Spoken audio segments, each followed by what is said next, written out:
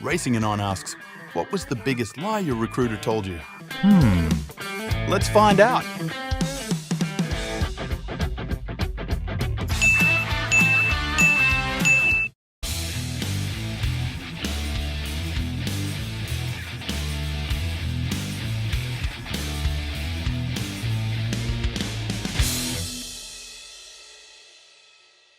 Recruiters, oh, don't worry, we can get you home every weekend. Yeah, you can get me home every weekend for $400 a week, maybe. But if you really want to make money, you're going to have to be out. You're going to be missing holidays, you're going to be missing birthdays, you're going to be missing anniversaries, you're going to be missing a lot of things. It's the price you pay to do this job. Recruiters can't promise you home. They can say they can try, they can promise. Unless the job is dedicated and it's guaranteed and put in writing, which they will never do. Well, one company I know did, and the guy told me, he said, yeah, it's great. If I'm not home on the 10th day, they deadhead me home and I'm home. Another little dirty secret that they like to play is the days off. Make sure that it is 2 24-hour periods from 12 to 12. Because if you get home at 8 o'clock on Saturday and they want you to leave at 8 o'clock at night on Sunday, they'll call that 2 days. That's not a joke. Companies have done that. And that was one thing that I would not compromise on. If I get home on a Friday night, I'm going to be home till Monday. I worked Friday, I worked Monday. Saturday and Sunday's mine. But typically, if you want to look for home time, about a day and a half off per week out is about average. Like I said, if the company gets you home, if you're just doing something dedicated and you can get home on the weekends and it pays good, it's not a bad gig. But just be careful for the double talk when they start talking about home time, because most of these companies, they want people out, and that's how they make their money. So they might starve you a little bit, and then they might start dangling a few things and get you out further and further and further from your home. So just something to be mindful of.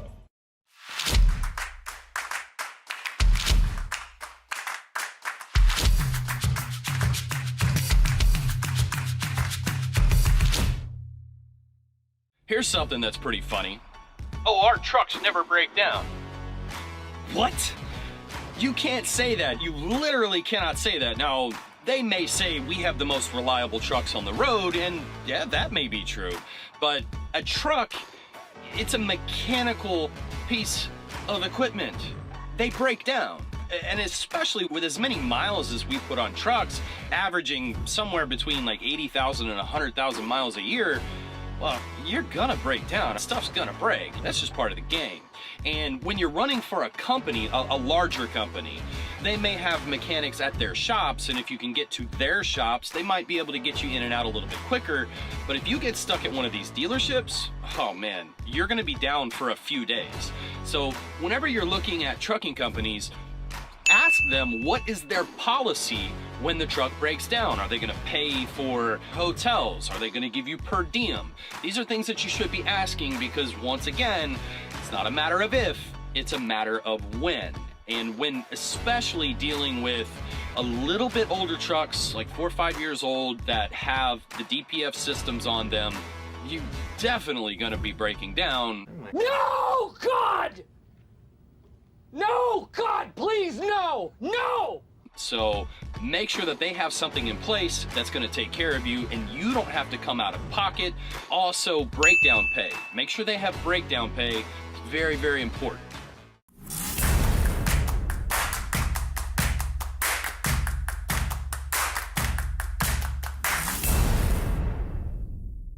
Sign-on bonuses, okay? So you want to know, is there a sign-on bonus, all right? And if there is a sign-on bonus, your next question should be, how is that sign-on bonus broken down? Because you want to know, how much do I get up front? how much do I get over the course of the year or 2 years or however long I'm there. The other question is, when you sign for that sign-on bonus, you better read the fine print, because there's companies out there that will make you pay that sign-on bonus back if you leave the company before whatever you signed in the fine print. So make sure that you read the fine print before you take that sign-on bonus, because I done had drivers that took a sign-on bonus, only stayed a couple months, and end up having to pay it back before they could get another job, because that company said, they owe us some money, they didn't stay the full 6 months, so they got to give us that money back, all right? And ain't nobody giving you, when you see $10,000 in the newspaper and $15,000 sign-on bonus on the billboard and all of that, and it sounds so wonderful. Yes, it is wonderful, okay? But they're going to break that sign-on bonus down over the course of 6 months, a year, 12, 14 months, 15 months, 2 years. They're going to break that sign-on bonus down, okay? So you better be ready for that. Don't be going out trying to say, I'm about to get 10 G's, I'm about to go buy this car, and pay cash for it. No, you're not. Okay, you're not gonna do that, all right? You're gonna take that little $500 they're gonna give you up front, and then you're gonna work 30 days or 2 months or whatever, then you're gonna get another little trickle, and then you're gonna get another little trickle.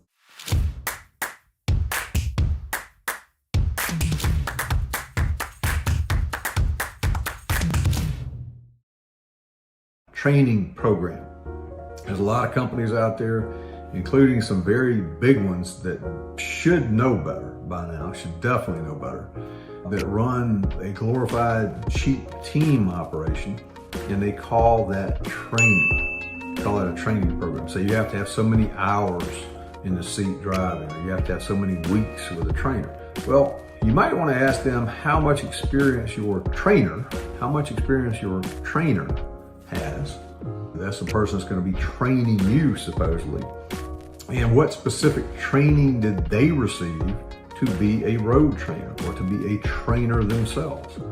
And the reason I tell you that is a lot of companies are pairing you up with another rookie driver that has 3 months, 4 months, 5 months experience, has no courses completed or no training themselves whatsoever. They just barely finished truck driving school themselves, got out there, survived enough to stay with the company, and now the company has offered them an ability to make some more money. So look, if you become a trainer, we'll give you trainees, and you get X number of dollars per day or per mile, or you get some cut. They're getting paid based on the miles and the time that you're in the truck with them. And the trucking company wants to run the crap out of you, because both of you, because you are now an entry-level cheap team that they've got caught in their web, and they just want to run you to death while they've got you in their program and get as many miles covered and as much freight ran as they possibly can. That's not good, because when you finish truck driver training school, what you have is a CDO, which is an important thing, but that's the primary focus of a truck driver training school, is to get your skill level up so you can pass your skills test and get your CDO. The second purpose of a truck driving school is to teach you the fundamental basic skills that you can then build upon as you go out into the world and deliver freight, and continue to learn as you do that. But it's ideally designed for you to go out and get what some companies call a finishing program. Other people call it a training program. I always call it a road training program, or just a training program.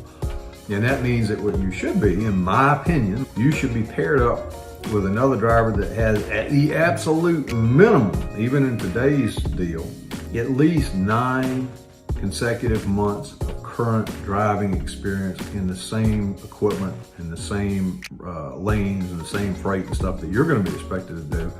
Ideally, you should have 2 years or more, but at a minimum 9 months, not 3 months, not 2 months, not 1 month, not 15 days. They need to have enough experience out there on their own where they've proven that they can do this and that they're settling into the routine themselves. And that doesn't happen at 3 or 4 months, okay? At 3 or 4 months, they're still trying to figure out what's going on themselves. The other thing that they need is they need some trained instruction themselves. They need to know how to talk to trainees. They need to know how to document the training process. They need to know how to follow a curriculum, a specific series of things that need to be accomplished and completed with you before you're cut loose to go out there and do this on your own. So that's in your best interest and benefit. It's also a situation where if it's a true training program, anytime that you're driving the truck, the so-called trainer should never ever be in the bunk sleeping. And that's how you can tell the difference. That's one of the key ways you can tell the difference between a cheap team operation with a clueless motor carrier. And I don't care how big the carrier is. You can have 10,000 trucks for all I care. If they're putting you in a truck and they're calling it a training program and your so-called trainer is in the bunk sleeping, that's not training. That's a team operation.